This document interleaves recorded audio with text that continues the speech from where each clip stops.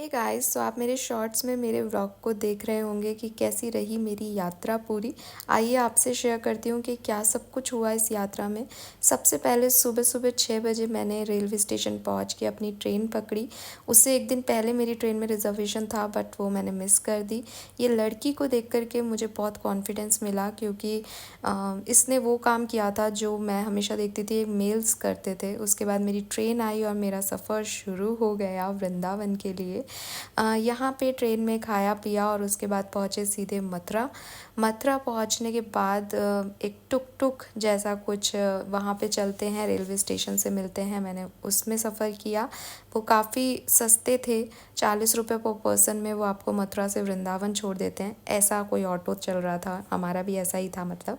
उसके बाद मैं पहुँची अपने होटल क्या, मेरा पूरा एक घर था। 1 BHK अपार्टमेंट था, स्टूडियो अपार्टमेंट, जिसमें ये किचन है बड़ी सी, जो कि मेरे किसी काम की नहीं थी क्योंकि मेरे पास वो सामान ही नहीं था। देन ये हॉल है, चेयर्स लगी हुई थी 2, और ये है बेसिकली मेरा रूम जिसकी मुझे ज़रूरत थी। मुझे बुकिंग कराते टाइम नहीं समझ में आया कि ये 1 BHK अपार्टमेंट है, अदरवाइज़ मैं डेफ़िनेटली नहीं करवाती। बट यस, यहाँ पे रहने का अच्छा लगा, मज़ा आया, सही जगह थी। थोड़ी सी इंटीरियर में थी, इसलिए मुझे पहुँचने में बहुत टाइम लग गया। फिर मैं तैयार हुई, नहाई धोई और पहुंची बांके बिहारी मंदिर। और ये फूलों की झांकी मैंने आपको पहले ही दिखा दी थी। मैं ब्लेस थी कि मुझे फूलों में बिहारी जी को देखने का मौका मिला। फूल दरबार लगा हुआ था। और उसके बाद मैंने भी यहाँ पे अपने एंसेस्टर्स के नाम का एक दिया जो है वो प्रज्वलित किया, और ब्लेसिंग्स जो हैं ली बिहारी जी की। बिहारी जी की फ़ोटो खींचना अलाउ नहीं है, तो डेफ़िनेटली मैंने नहीं ली, मैंने पूरी तरीके से दर्शन किए। उसके बाद मैं दूसरे मंदिर गई, जो कि पूरा कहना चाहिए कि साउथ के मंदिरों के जैसा था। वहाँ पे तिरुपति जैसे बालाजी की मूर्ति है, बिल्कुल वैसे ही कान्हा जी की मूर्ति थी, विष्णु जी की मूर्ति थी कहनी चाहिए मुझे। और यहाँ पे ये एक रथ यात्रा टाइप निकल रही थी। इसी मंदिर को कहते हैं सोने के खम्भे का मंदिर, क्योंकि यहाँ पे ये एक सोने का पिलर था। इस मंदिर में फ़ोटो ली जा सकती थी, लेकिन मैं इतनी स्पिरिचुअल वाइब्स में थी कि मैंने किसी भी मंदिर में मूर्ति की फ़ोटो नहीं ली। नेक्स्ट डे मैं तैयार हुई और अब सबसे पहले मैंने ब्रेकफास्ट किया। यस ऑफ कोर्स, मैंने पोहा मंगाया, और पोहा मंगाने के बाद मैंने एक ऑटो लिया। ऑटो से बात की कि वो मुझे पूरा मथुरा का यमुना जी के दर्शन करा के और मुझे मथुरा छोड़ देगा वृंदावन से। उन्होंने मुझे यमुना जी के दर्शन कराए। यही वो ऑटो वाले थे जिन्होंने एक्चुअली में मुझे बहुत अच्छा ऑटो मिल गया था, जिसने पूरी टेक केयर के साथ मेरा ध्यान रखते हुए मुझे मथुरा में यमुना जी के दर्शन कराए। यहाँ भी मैंने एक दीपदान किया, और ये बहुत सुंदर वाइब्स थे। यहाँ पे पूरी ये यमुना जी है, हालांकि यमुना जी थोड़ी सी गंदी हो रखी हैं, लेकिन स्टिल बहुत ही अच्छे वाइब्स थे। जो सुकून मैं चाहती थी ज़िंदगी में, वो शायद मुझे यहाँ मिला। अनडाउटेडली मंदिर में भी सुकून था, बट क्राउडेड होते हैं वृंदावन के मंदिर, बहुत भीड़ है बांके बिहारी जी के मंदिर में। तो ये एक पीसफुल प्लेस था।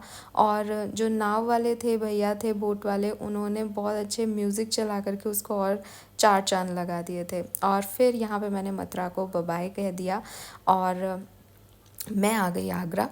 आगरा में मैं बैठी टांगे में और गई ताजमहल की तरफ, क्योंकि यहाँ जहाँ पे उस टुक टुक ने छोड़ा था वहाँ से टांगे चलते हैं ताजमहल की तरफ। और ये है फर्स्ट तस्वीर ताजमहल की। आप लोगों से शेयर करना चाहूँगी कि एक इंडियन होते हुए भी मैंने ताजमहल को पहली बार ही देखा था। और यस, जब सातवां अजूबा है दुनिया का, तो कितना सुंदर लग रहा है, और है भी सुंदर। लेकिन एक रियलिटी मैं आपको बता दूं, अगर आपने ताजमहल देखा है तब भी और नहीं देखा है तब भी, ताजमहल फ़ोटोग्राफ्स में ज़्यादा खूबसूरत लगता है। ये जो आपको आगे ब्लू कलर का पानी दिख रहा है, ये एक्चुअली में सिर्फ पेंट है। और अंदर से ताजमहल में ऐसा कुछ बहुत ज़्यादा जो है मुझे ऐसा देखने को नहीं मिला। हमारे इंडिया को रिप्रेजेंट कर रहा है, इसलिए डेफ़िनेटली आई लाइक इट, और ये बहुत सुंदर है। बट ऐसा नहीं है कि मैंने इससे सुंदर कुछ देखा नहीं है। इंडिया में मैंने बहुत सुंदर सुंदर जो है देखी हैं चीज़ें। बट यस, ये भी खूबसूरत था। और स्पेशली नदी के किनारे कोई चीज़ बनी हुई हो और संगमरमर की वाइट बनी हुई हो, तो वो अपने आप में ही खिल के आती है। तो शायद वही कारण है ताजमहल की खूबसूरती का भी। बट हमने यमुना जी की स्थिति बहुत ख़राब कर रखी है, हमने बोलूँगी, बिकॉज़ हो हम सभी इन्वॉल्व हैं कहीं ना कहीं, हमने बिल्कुल भी साफ़ सफाई का ध्यान नहीं रखा है। और ये है ताजमहल का बैक साइड। पहले यहीं से आना जाना था, आजकल हम इसको बैक में दे देते हैं। अदरवाइज़ कहा जाता है कि मुग़ल काल में तो यही रास्ता था नदी के साइड में। सो ये ऐसा था। फिर मैंने पी लस्सी क्योंकि मैं बहुत थक गई थी, ताजमहल में बहुत पैदल चलना पड़ता है। उसके बाद लस्सी पीने के बाद मैं आ गई रेलवे स्टेशन आगरा फोर्ट, और यहाँ पे मेरी ट्रेन ऑलरेडी खड़ी थी, मैं आधा घंटा पहले आ गई थी, तो मुझे कोई भागा दौड़ी नहीं करनी पड़ी। एंड यहाँ मेरी पास की सीट खाली दिख रही होगी आपको, ये भी एक बहुत बड़ी और ख़ास बात है, वो मैं आपसे लास्ट में शेयर करूँगी। उससे पहले मैं इस बच्ची के बारे में बताऊँगी। मैंने इसे ही शूट इसलिए किया क्योंकि ये बहुत क्यूट लग रही थी वहाँ पे बैठे हुए, और अपने पीछे वाले सेम साइज़ के इसके बच्चे थे, सेम एज ग्रुप के बच्चे थे, उनसे कुछ भी बात किए जा रही थी। और खाने पीने के लिए तो बाबा जैसे इसकी गर्दन मुड़ती थी जब कोई आता था कुछ देने वाला। एंड अपने पापा से अपनी हर जिद की इसको ये खाना है तो ये यही खाएगी, वो सब ये कर रही थी। इसको देख कर के अपना ही एंटरटेनमेंट चल रहा था ट्रेन में भी। सो यस, इसको देख के ये अपने पापा से जिस तरह से जिद कर रही थी, अपनी बातें बनवा रही थी, मुझे भी मेरे पापा की बहुत याद आ गई। उसके बाद यहाँ पे हम बिल्कुल एंड कर रहे हैं इस जर्नी को, तो मैं आपसे शेयर करना चाहूँगी कुछ चीज़ें एक्वेरियस।